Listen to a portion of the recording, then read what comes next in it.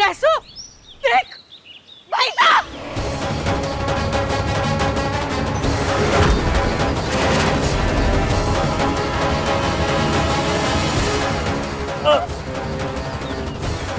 भाई साहब क्या हो गया, इतना खून बह रहा है। अरे मैं ठीक हूँ, जाकर कनक जी ने देखो उन्हें बहुत तेज बुखार हो गया। संभल के ले जा।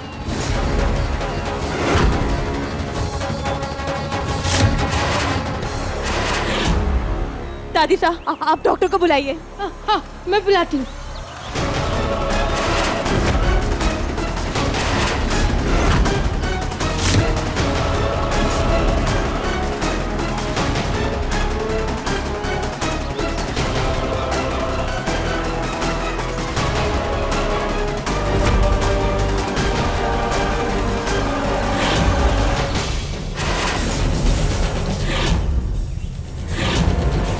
अपहरण और हत्या की साजिश में अगर मैं चाहूँ ना तो तुम दोनों को अब भी के अब भी जिंदगी भर के लिए जेल की सलाखों के पीछे सड़ने के लिए छोड़ सकता हूँ।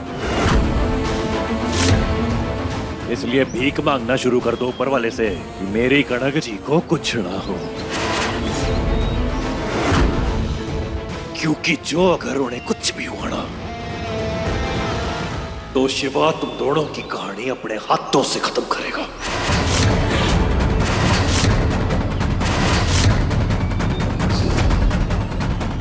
चल लाडो।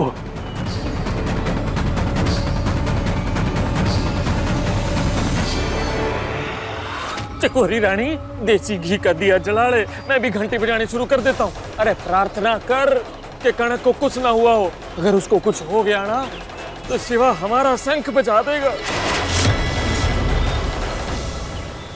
अरे आप समझ क्यों नहीं रहे हैं? आपको हॉस्पिटल जाना चाहिए। आपकी घाव बहुत ही बुरी हालत में है। देखिए अगर इसमें इन्फेक्शन हो गया ना तो आपकी जान को खतरा हो सकता है। मैं ठीक हूँ, हमारी चिंता ना करो। आप जाके कनक जी का ध्यान रखो, उन्हें कुछ होना चाहिए और जब तक उन्हें होश ना, जब तक मैं अपना इलाज ना कराऊंगा, पहले उनके पास जाओ, जल्दी करो। साहब वो नहीं मानेगा, अब चलिए।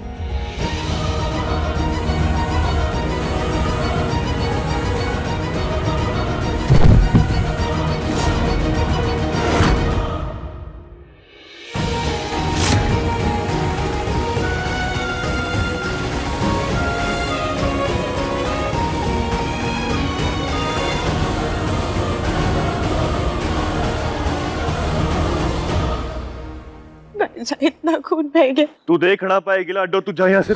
इस हाल में छोटी रसाल के पढ़ने पे बुरा असर पड़ सकता है, तू जा यहाँ से। आपकी रसाल बड़ी हिम्मत वाली हो गई है, नहीं घबराऊंगी।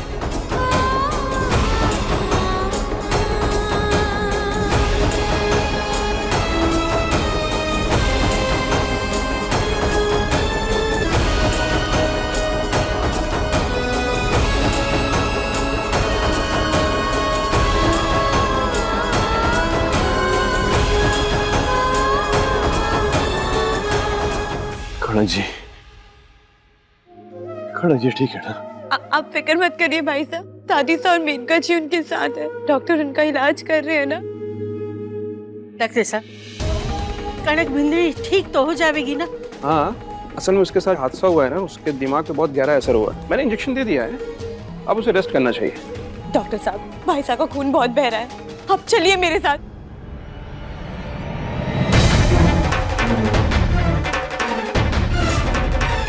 इसके घावों की स्टिचिंग करनी पड़ेगी, बहुत ज्यादा खून बह गया है और घाव भी बहुत गहरे हैं। समझ नहीं आ रहा ये आदमी अभी तक होश में कैसे है। डॉक्टर कनक जी का ध्यान दो, उन्हें कुछ ना होना चाहिए।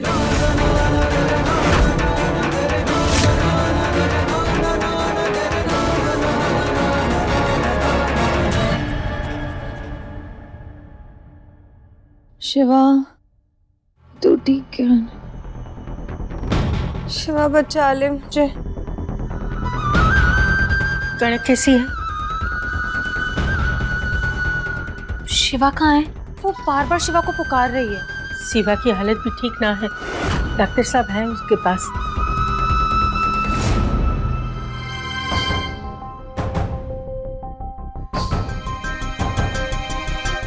कनक जी, कनक जी ठीक है? हाँ भाई साहब वो ठीक है, आप फिक्र मत करो। लाडो बेटा तुझे मेरी सौंप। जा जाके आराम कर ले। मैं ठीक हूँ। और दो बात को समझ, नहीं। मैं आराम कर रहा हूँ, तू जा जाके अपने कमरे में सो जा।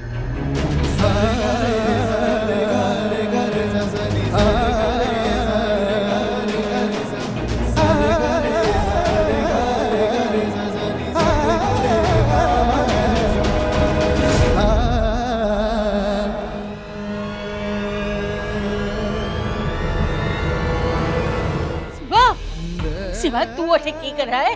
तू जाके आराम कर। दादी साहब मैं ठीक हूँ, आप जाके आराम करो, मैं कनक जी को देख लूंगा। कनक के पास हम लोग है ना, तू जा। मरा मर है, आप जाओ, मैं कनक जी का पूरा ध्यान रखूंगा। संभल के। हाँ, कुछ काम हो तो आवाज दे।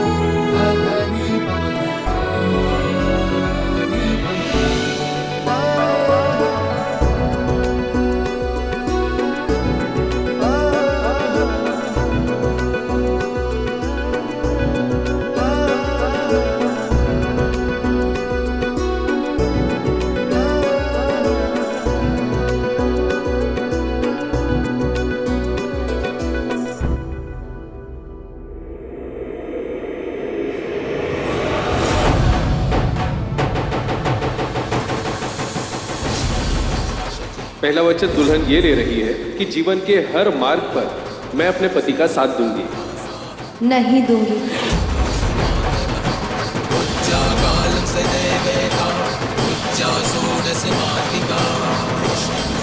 ऐसे जबरदस्ती ही तुझे तेरे पति का हक मिल सकता है, क्योंकि मैं खुद तो तुझे वो देने से रही, इस लायक नहीं है तू।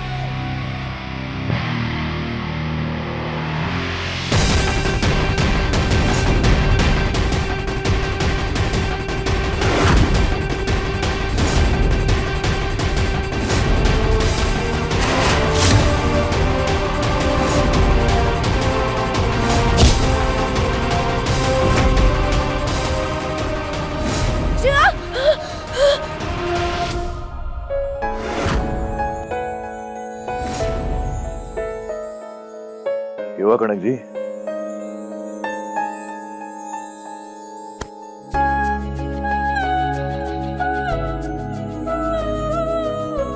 क्या हुआ कनक जी?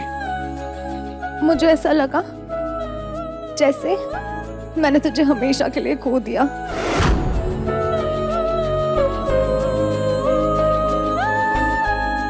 लगता है कि आपने कोई बुरा सपना देखा है कनक जी, लेकिन चिंता ना करो, आपका ये सपना इतनी आसानी से पूरा ना होगा। वैसे आप तो कहती थी कि आपको हमारे होने या ना होने से कोई फर्क ना पड़ता, तो ये बचाना कितनी चिंता क्यों हो रही है मेरी?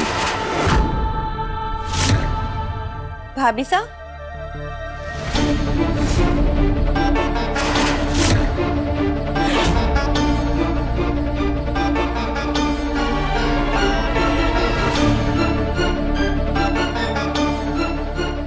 क्या हुआ भाभी साहब? भाई साहब को ऐसे क्यों देख रही हैं?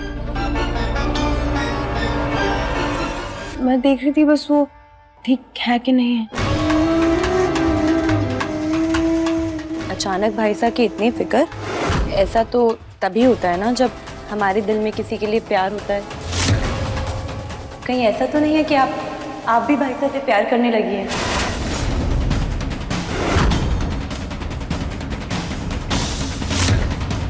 अगर ऐसा है ना तो सबसे ज्यादा खुशी मुझे ही होगी। मैं जानती हूँ भाभी साहब, भाई साहब को आपकी जरूरत है, ताकत है आप उनकी ताकत। आप दोनों के रिश्ते को मजबूत बनाने के लिए एक नई शुरुआत की जरूरत है। भाई साहब को आपकी कितनी परवाह है, अपनी जान पे खेल के उन्होंने जैसे आपको बचाया।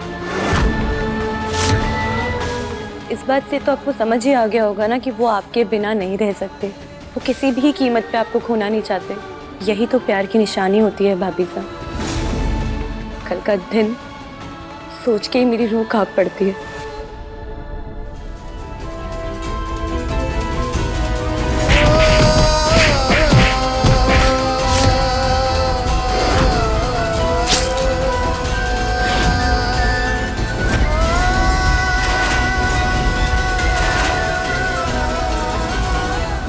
भाभी साहब, जरा सा नाखून भी निकल जाए ना या हमें कोई चोट लग जाए तो पूरा दिन हमारा ध्यान वही होता है।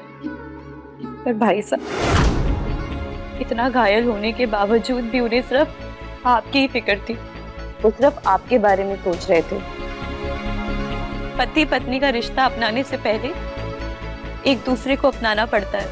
एक दूसरे की कमजोरी भुला के एक दूसरे की ताकत बनना पड़ता है। अपने ईगो को किनारे करके तभी आप इस रिश्ते को प्यार से सींच पाएंगी। तब जाके पति पत्नी का वो मजबूत रिश्ता बनता है जिसे दुनिया की कोई ताकत ना हटा सकती। आपको पता है भाभी साहब, ब्याह करते वक्त ना भाई साहब ने वचन दिया था कि कुछ भी हो जाए वो आगे बढ़ के आपकी रक्षा करेंगे। और कल उन्होंने वो वचन निभाया है। अब आपका वक्त है भाभी साहब, क्या आप उन्हें अपनाएंगी?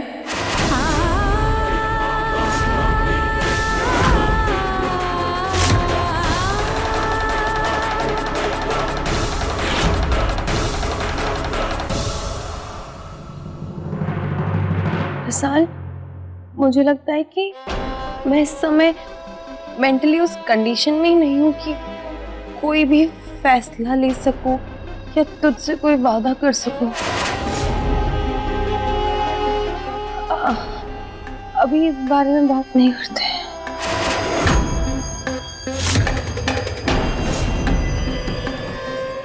मुझे जाना है।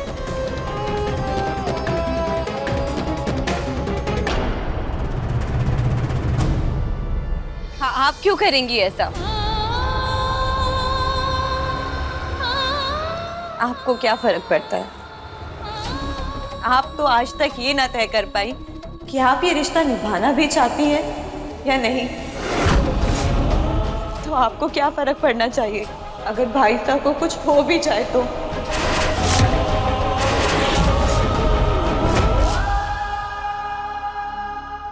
फर्क पड़ता है रसाल।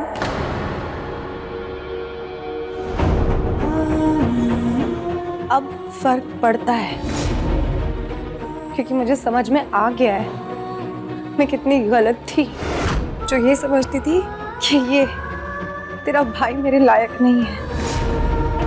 मेरी आंखों पे ना ईगो की पट्टी बंधी हुई थी जो मैं इसका प्यार नहीं देख पाई। पर अब सब समझ में आ गया है, इसका प्यार भी और मेरी जिंदगी में इसकी अहमियत भी। रसाल, अब मुझे हमारे रिश्ते को बचाने के लिए एक मौका चाहिए। मैं बचाना चाहती हूँ ये रिश्ता। कुछ महसूस करने लगी हूँ मैं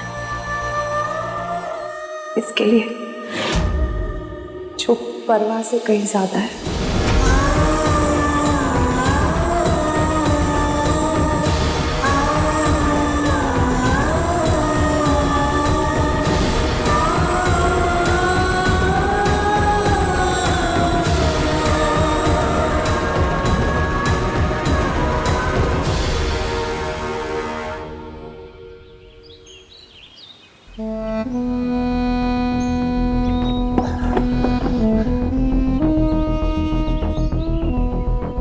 दिमाग चलाना ना कोई थारे से सीखे, मतलब एक अपहरण से 2 निशाने। कणक जी को नुकसान पहुंचाने के पीछे चकोरी मासा के इरादे हो सकते हैं। आखिर वो के है जो मन ने नजर ना आ रहा।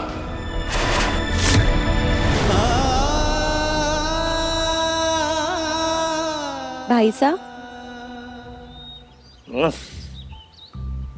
पता है आपको हल्दी वाला दूध बिल्कुल पसंद नहीं है, पर पीना पड़ेगा वरना मैं आपसे गुस्सा हो जाऊंगी। लाडो तू ना अपना यो गुस्सा दिखा के मारे को डरा धमका के ना अपने सारे काम करवा लेती है।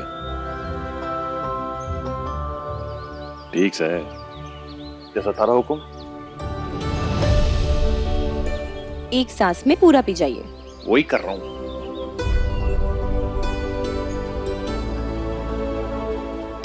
ये हुई ना बात। अबे खुश, अब मैं जानता हूं तू क्या चाहती है। आराम करने जा रहा हूं अंदर, ठीक से।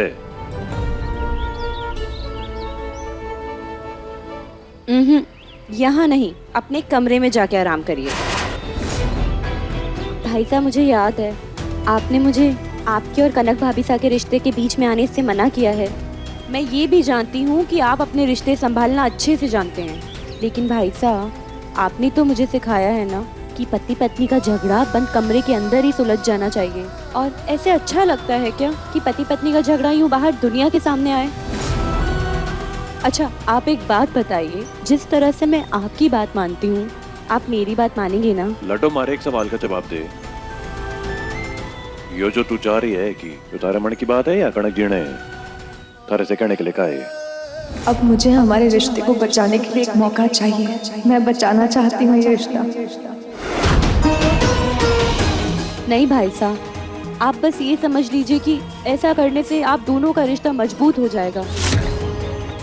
मैं जानती हूँ आपने इस रिश्ते को बचाने के लिए जहर के 100 घूंट पिए हैं, पर भाई साहब बस एक बार आप अपने रिश्ते को एक मौका देके देखिए ना। मेरा दिल रख लीजिए ना भाई साहब। ऐसे जबरदस्ती ही तुझे तेरे पति का हक मिल सकता है, क्योंकि मैं खुद तो कुछ हो देने से रही लायक नहीं है।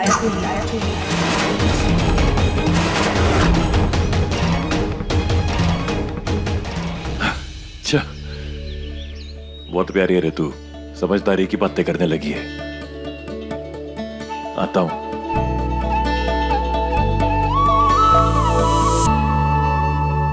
जी, आप आ जा सकते हैं। जी, मैं आपका इंतजार करूंगी। बहुत बहुत धन्यवाद। अच्छा है ये उस टाइम पे आ रहे हैं जब भाई साहब घर पे नहीं होंगे। किसके आने का इंतजार है तुम्हें?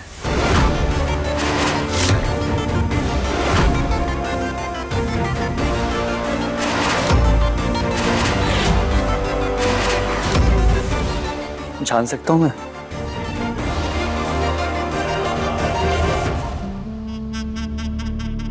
मेरे साथ थोड़ा इंतजार आप भी कर लीजिए। मेरा इंतजार खत्म होते ही आपके सवालों का सारा जवाब मिल जाएगा। तुम्हें नहीं लगता तुम्हें ये सब बेकार की स्टूपिड टाइप चीजों में इन्वॉल्व होने के बजाय अपने होने वाले बच्चे पे फोकस करना चाहिए?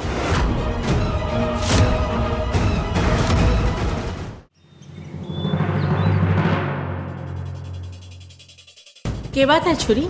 क्या हुआ रसाल, क्यों बुलाया सबको यहाँ पे ऐसे? अब क्या नई नौटंकी शुरू होने वाली है?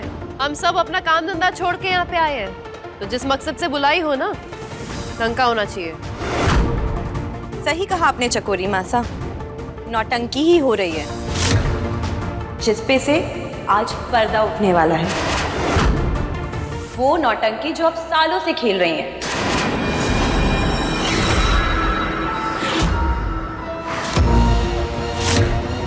क्या आप सब जानते हैं, इन्होंने समर सा के दिल में मेरे लिए और भाई सा के खिलाफ नफरत के बीज बो रखे हैं। झूठ बोलती आई है समर सा से कि इनके माता पिता को मेरे बापूसा ने मारा।